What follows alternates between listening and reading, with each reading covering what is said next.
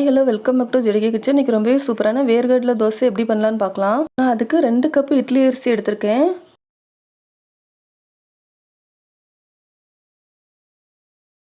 நம்ம அதை நல்லா வாஷ் பண்ணி இப்போ எடுத்துக்கலாம்.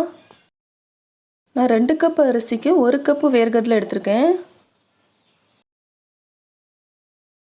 ஒரு 1.5 கப்பு அவல் எடுத்திருக்கேன்.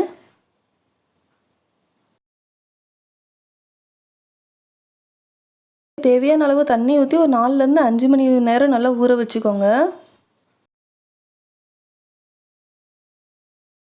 5 மணி நேரத்துக்கு அப்புறமா அதை நல்லா ஒரு மிக்ஸி ஜாரில் போட்டு கொஞ்சம் கொஞ்சமாக நல்லா அரைச்சி நல்லா ஃபைனாக எடுத்துக்கலாம். நான் கொஞ்சம் கொஞ்சமாக மிக்ஸி ஜாரில் போட்டு நல்லா அரைச்சி எடுத்துக்கிட்டேன். நம்ம இதை ஒரு 7லேருந்து 8 மணி நேரம் நல்லா புளிக்க வச்சு எடுத்துக்கலாம்.